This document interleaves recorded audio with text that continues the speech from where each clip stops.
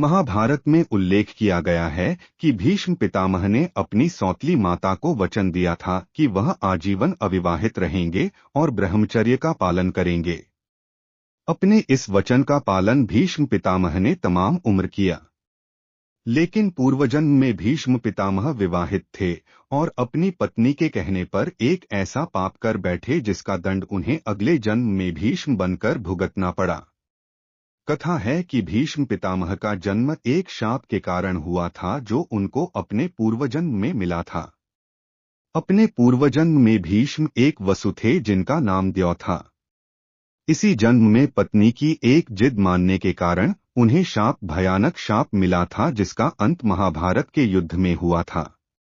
भीष्म अथवा भीष्म पितामह महाभारत के सबसे महत्वपूर्ण पात्रों में से एक क्षत्रिय थे। भीष्म महाराजा शांतनु के पुत्र थे। महाराज शांतनु की पटरानी गंगा की कोख से उत्पन्न हुए थे। उनका मूल नाम देवव्रत था। भीष्म ने अपने पिता शांतनु का सत्यवती से विवाह करवाने के लिए आजीवन ब्रह्मचर्य का पालन करने की भीषण प्रतिज्ञा की थी। अपने पिता के लिए इस तरह की पितृभक्ति देख उनके पिता ने उन्हें इच्छा मृत्यु का वरदान दिया। इनके दूसरे नाम गांगेय, शांतनव, नदीज, तालकेतु आदि हैं। इन्हें अपनी उस भीष्म प्रतिज्ञा के लिए भी सर्वाधिक जाना जाता है जिसके कारण इन्होंने राजा बन सकने के बावजूद आजीवन हस्तिनापुर के सिंहासन के संरक्षक की भूमिका निभाई। इन्होंने आजीवन विवाह नहीं किया, वह ब्रह्मचारी रहे। इसी प्रतिज्ञा का पालन करते हुए महाभारत में उन्होंने कौरवों की तरफ से युद्ध में भाग लिया था। इन्हें इच्छा मृत्यु का वरदान था। यह कौरवों के पहले प्रधान सेनापति थे जो सर्वाधिक 10 दिनों तक कौरवों के प्रधान सेनापति रहे थे।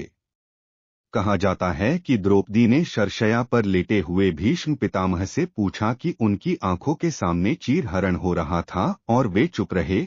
तब भीष्म पितामह ने जवाब दिया कि उस समय मैं कौरवों का नमक खाता था, इस वजह से मुझे मेरी आंखों के सामने एक स्त्री के चीरहरण का कोई फर्क नहीं पड़ा। परंतु अब अर्जुन ने बाणों की वर्षा करके मेरा कौरवों के नमक ग्रहण से बना रक्त निकाल दिया है। आथ अब मुझे अपने पापों का ज्ञान हो रहा है। आथ मुझे क्षमा करें द्रौपदी। एक महाभारत युद्ध खत्म होने पर इन्होंने गंगा किनारे इच्छा मृत्यु ली। भीष्म के नाम से प्रसिद्ध देवव्रत पूर्व जन्म में एक वसु देवता थे।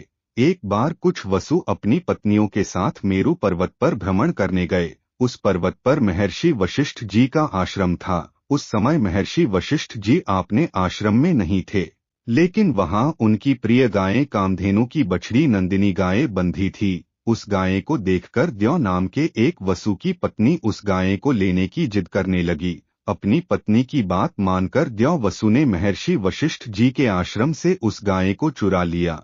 जब महर्षि वशिष्ठ जी वापस आए तो उन्होंने दिव्य दृष्टि से पूरी घटना को देख लिया। महर्षि वशिष्ठ जी वसुओं के इस कार्य को देखकर बहुत क्रोधित हुए और उन्होंने वसुओं को श्राप दे दिया कि उन्हें मनुष्य रूप में पृथ्वी पर जन्म लेना पड़ेगा। इसके बाद सभी वसु वशिष्ठ जी से माफी मांगने लगे। इस पर महर्षि वशिष्ठ जी ने बाकी वसुओं को माफ कर दिया और कहा कि उन्हें जल्दी ही मनुष्य जन्म से मुक्ति मिल जाएगी, लेकिन द्यौ नाम के वसु को लंबे समय संसार में रहना होगा और दुख भोगने पड़ेंगे। भगवान परशुराम के शिष्य देवव्रत अपने समय के बहुत ही विद्वान व शक्तिशाली पुरुष थे। महाभारत के अनुसार हर तरह की शस्त्र विद्या के ज्ञानी और ब्रह्मचारी देवव्रत को किसी भी तरह के युद्ध में हरा पाना असंभव था। उन्हें संभवत भगवान शिव और नारायण ही हरा सकते थे, लेकिन परशुराम और भीष्म दोनों के बीच हुई युद्ध में परशुराम जी की हार हुई और दो अति शक्तिशाली योद्धाओं के लड़ने से होने वाले नुकसान को आंकते हुए इसे भगवान शिव द्वारा रोक दिया गया।